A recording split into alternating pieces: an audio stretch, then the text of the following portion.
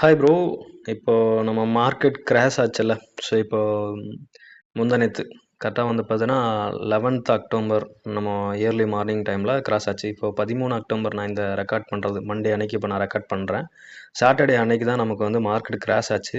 So இந்த market crash ஆனதுல உங்களோட பாட் எப்படி பெர்ஃபார்ம் பண்ணுச்சு? எவ்வளோ லாஸ்ல க்ளோஸ் பண்ணுச்சு? சம்திங் அந்த மாரிலாமே கேட்டீங்களா? ஸோ அதெல்லாமே நான் உங்களுக்கு லைவாவே காமிக்கிறேன். ஸோ நான் ஜஸ்ட்டு நம்ம வெப்சைட்ல போயிட்டு ஐடி, பாஸ்வேர்ட் போட்டு நான் இப்போ லாகின் பண்ணிக்கிறேன்.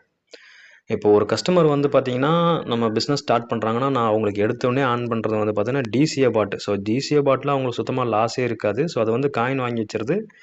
நம்மளுக்கு மார்க்கெட் அப் ஆகும்போது காயின நம்மளுக்கு செல் பண்ணி ப்ராஃபிட் ஜெனரேட் பண்ணி குடுக்குது. அது ஒன்லி பிட்காயின் மட்டும் தான் வாங்கும். மத்த காயின்லாம் நம்மளுக்கு ட்ரேட் பண்ணாது.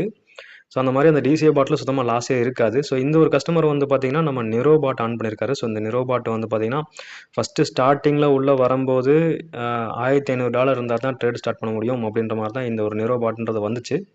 பட் அதுக்கப்புறம் வந்து பார்த்தீங்கன்னா, இது வந்து $700க்கு குறைச்சுட்டாங்க. இந்த ஒரு பெர்சன் வந்து பார்த்தீங்கன்னா, $1550 போட்டு தான் நிரோ பாட் ஆன் பண்ணியிருந்தாரு. ஸோ இது நிரோ பாட் வந்து பார்த்தீங்கன்னா, இந்த அக்கவுண்ட்ல ரன் ஆயிட்டுருக்கு. ஸோ நான் உங்களுக்கு லைவாவே அவரோட போர்ட்ஃபோலியோ ஹிஸ்டரி நான் உங்களுக்கு ஷோ பண்றேன். ஸோ இவரோட ஐடியில மை போர்ட்ஃபோலியோன்னு ஒரு பட்டன் இருக்கும். ஸோ அத நம்ம டச் பண்ணோம்னா, இப்போ அந்த ட்ரேட் ஹிஸ்டரிஸ் நீங்க இங்க பார்க்க முடியும். ஸோ மார்க்கெட் கிராஷ் 11ஆம் தேதி. பட் இந்த ஒரு ட்ரேடு வந்து பார்த்தீங்கன்னா, ரன் ஆயிட்டே இருக்கு. ஸோ இது அதுக்கு முன்னால எடுத்த ட்ரேடு தான். ஸோ இப்போ அட் பிரசன்ட்ல அது எப்படி போயிட்டு இருக்குதுன்றதும் நீங்க பார்க்க முடியும். ஸோ அது வந்து அப்படியே அப்டேட் ஆயிட்டே இருக்கும். ஃபியூச்சர்ஸ்ல நம்மளுக்கு பிட்காயின் ட்ரேட் நடந்துட்டு இருக்கு. ஸோ இதெல்லாமே வந்து பார்த்தீங்கன்னா, இதுக்கு ப்ரீவியஸ்லி க்ளோஸ் பண்ண ட்ரேடு. ஸோ இந்த பேர் பார்த்துக்கங்க. BTC பார் USDT, எத்திரியம் பார் USDT, ஃபார்காயின் பார் USDT, PE பார் USDT. ஸோ இந்த பேர்ஸ்ல தான் பண்ணுது. ஒரு டாப் 5 காயின், டாப் 10 காயின் இப்படி தான் நம்மளுக்கு ட்ரேட் நடக்குது.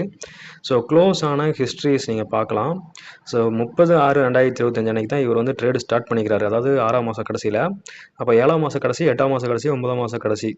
அப்போ இப்போ அட் பிரசன்ட்ல 10வது மாசத்துல 13ஆம் தேதி போச்சு. ஸோ அப்போ வந்து பார்த்தீங்கன்னா 3 மாசம் 13 நாள் சம்திங் அந்த மாதிரி ஆச்சு.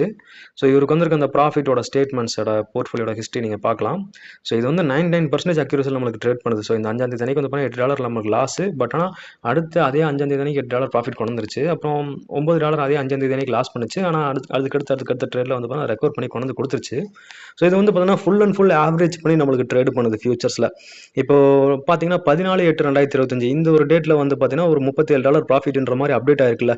பட் ஆனால் இது ஆக்சுவலா ஓப்பன் ஆன டேட், என்ட்ரியான டேட் தான் 14/8ன்றது. ஆனால் எக்ஸிட் ஆன டேட் வந்து பார்த்தீங்கன்னா 5/10/2025 அன்னைக்கு தான் எக்ஸிட் ஆச்சு. அப்போ 1.5 மாசம் ஹோல்ட் ஆகி $37 ப்ராஃபிட் பண்ணுச்சு. ஸோ அதே மாதிரிக்கு வந்து பார்த்தீங்கன்னா அந்த 6ஆம் தேதி அன்னைக்கு ஒரு ட்ரேட் ஒன்று எடுத்து 7ஆம் தேதி க்ளோஸ் பண்ணிருச்சு. அப்புறம் 7ஆம் தேதி எடுத்த ட்ரேடு தான் ரன் ஆயிட்டு இருக்கு. நம்மளுக்கு 11ஆம் தேதி சம்திங் அந்த மாதிரி தான் மார்க்கெட் கிராஷ் ஆனது. பட் இந்த மார்க்கெட் கிராஷ் ஆனதுல இந்த நிரோபாட் ஸ்டார்ட் பண்ண கஸ்டமருக்கு வந்து பார்த்தீங்கன்னா பெருசா நமக்கு லாஸ் க்ளோஸ் ஆயிடுச்சா இல்லைன்னு கேட்டா இல்ல, க்ளோஸ் ஆகல. இன்னும் அந்த பொசிஷன் ரன் ஆயிட்டு இருக்கு. ஸோ அந்த மாதிரி சேஃப் அண்ட் செக்யூரா தான் நம்மளுக்கு இந்த நிரோபாட் பண்ணும். 99% அக்யூரசியில நம்மளுக்கு ட்ரேட் பண்ணுது. ஸோ இந்த நிரோபாட்டுக்கு அடுத்து நான் இந்த ஒரு டெண்டெக்ஸ்ல ஆன் பண்ணக்கூடிய பாட் வந்து பார்த்தீங்கன்னா கொஞ்சம் ரிஸ்க் அதிகமாக உள்ள பாட்னா கேண்டில் பாட் அண்டு ஜெனோ பாட். ஸோ கேண்டில் பாட்ன்றது ஓரளவுக்கு ஆவரேஜிங் பண்ணும். ஜெனோ பாட்ன்றது ஆவரேஜிங்கே பண்ணாது. டப்புன்னு அது பை பண்ணும், க்ளோஸ் பண்ணும். ஸோ அப்படி தான் ரன் ஆகும். ஸோ நான் உங்களுக்கு ஜஸ்ட் இன்னொரு ஐடி நான் லாகின் பண்ணி காமிச்சிடுறேன். ஸோ அது அந்த கேண்டில் பாட்டு ஜெனோ பாட்டுமே இதே நம்ம வீடியோவில் கவர் பண்ணிக்கலாம். ஸோ இந்த ஒரு பர்சன் வந்து பார்த்தீங்கன்னா டிசிஏ ட்ரேடிங் தான் பண்ணிட்டு இருந்தாரு. பட் அவரோட நேரமோ என்னமோன்னு சொல்லிட்டு தெரில. ஸோ அவர் வந்து பார்த்தீங்கன்னா இல்லை ப்ரோ அந்த பாட்லாம் எனக்கு ப்ராஃபிட்லாம் அதிகமாக வருதுன்னு சொல்லிட்டு குரூப்பில் போடுறாங்கன்னு சொல்லிட்டு இவர் மாற்றினாரு. $420 கேபிட்டல் அமௌண்ட் வச்சு தான் இவர் வந்து மாற்றினாரு. ஸோ நான் தான் போயிட்டு வந்து பார்த்தீங்கன்னா அவருக்கு மாற்றி கொடுத்தேன். ஸோ இதில் மை போர்ட்ஃபோலியோ அப்படின்ற அந்த பட்டன் டச் பண்ணோம்னா இப்போ அவருக்கு இப்போ அட் ப்ரெசென்ட்ல இந்த கேண்டில் பாட் ஆகட்டும், ஜெனோ பாட் ஆகட்டும் எந்த ஒரு பொசிஷனும் ஓடிட்டு இல்லை. ஸோ ஓடிட்டு இருந்தால் இந்த இடத்துல காமிக்கும். ஸோ எந்த ஒரு பொசிஷனும் ரன் ஆகலை. க்ளோஸ் ஆர்டர்ஸ் ஸோ இதெல்லாமே க்ளோஸ் ஆனது. ஸோ இவர் இதுக்கு மேலே பண்ணிட்டு இருந்தது ஃபுல்லாமே வந்து பார்த்தீங்கன்னா டிசிஏ ட்ரேடு.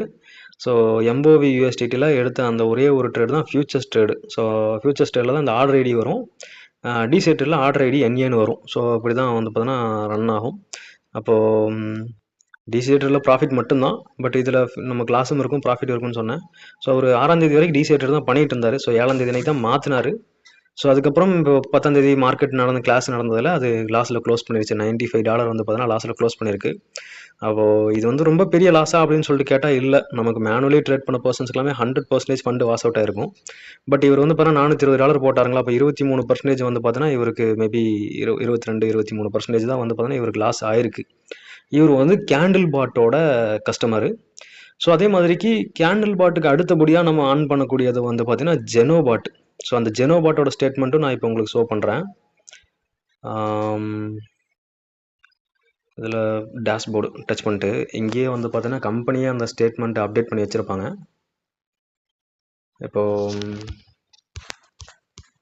ஜெனோ பாட்.